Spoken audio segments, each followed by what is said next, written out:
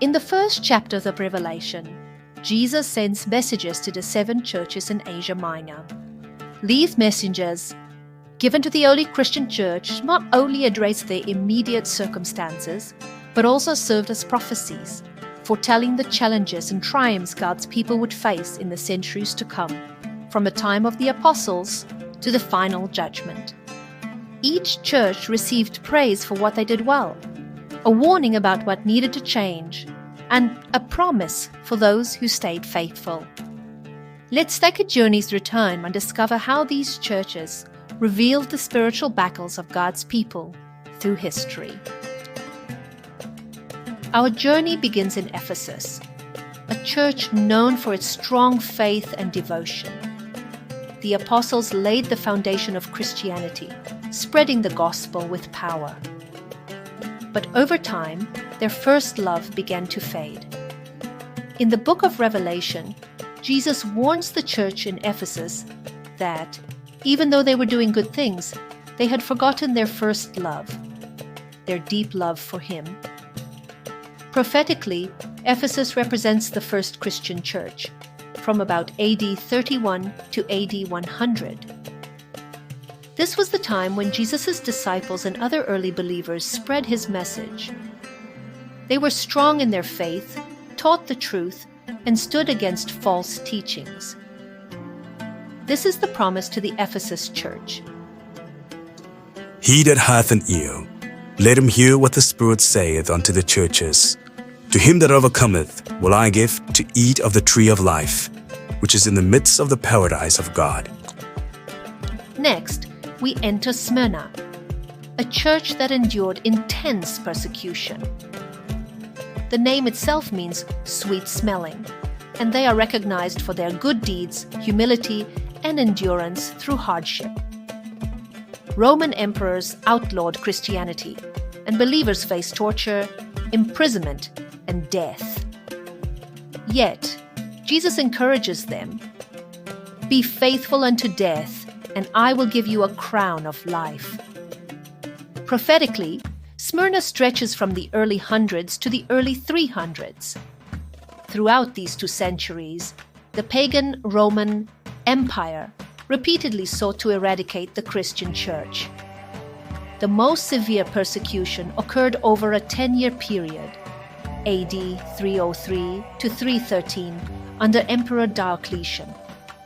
This period is referenced in Revelation 2:10 as, "The devil shall cast some of you into prison, that ye may be tried, and ye shall have tribulation 10 days." This period ended in AD 313 when Emperor Constantine issued the Edict of Milan, granting religious tolerance throughout the Roman Empire. This church is recognized for their good deeds, humility, and endurance through hardship. There is no rebuke for those in Smyrna. Instead, they are given the following promise: Be thou faithful unto death, and I will give thee a crown of life. He that overcometh shall not be hurt of the second death. With persecution ending, a new challenge arose. Pergamos represents a church that compromised, blending Christianity with pagan traditions. Faith became political, and the purity of the gospel was threatened. Prophetically, Pergamos represents the period from the early 300s to the mid-500s. During this time, the final major obstacle to the power of the bishop of the Roman Catholic Church in Rome was removed. The church became deeply entwined with the state, leading to an era marked by grandeur, corruption, and absolute authority. The pomp and splendor surrounding the papal seat during this period could justifiably be referred to as Satan's seat. Although the church began to compromise its principles during this time, many remained faithful and stood firm against corruption. Just like Balaam, who tried to destroy Israel by leading them into sin and worship with the Moabites, Satan worked to weaken the church by convincing its leaders to mix pagan traditions with Christianity and use the government to enforce these changes. By doing so, the church turned away from God, committing spiritual fornication. This is Jesus' promise to the church at Pergamos. To him that overcometh will I give to eat of the hidden manna, and will give him a white stone, and in the stone a new name written, which no man knoweth, saying he that receiveth it. Thyatira means odor of affliction. This city was located inland along the Lycus River, at a point where two branches merged. It was well known for its vibrant purple dye, a color associated with royalty. It was in this city that Lydia, a seller of purple dye, lived and heard Paul speak. Prophetically, Thyatira represents the era from the mid-500s to the early 1500s, a time when the Roman Catholic Church held immense power.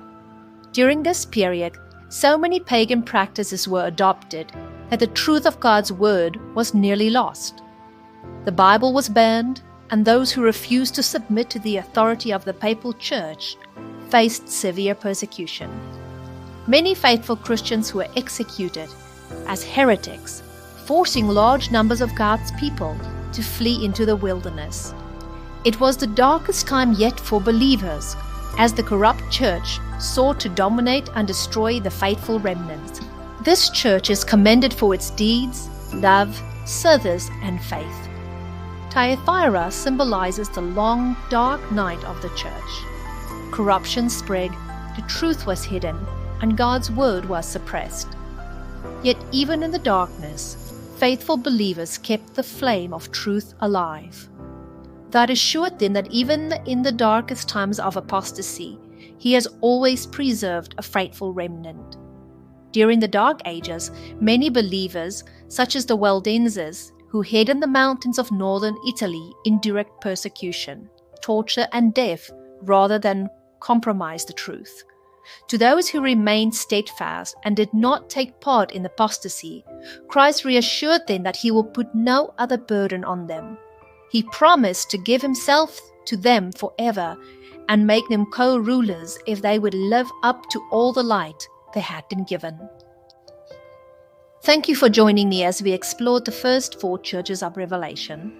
I invite you to tune in for the next episode, where we'll continue with the last 3 churches.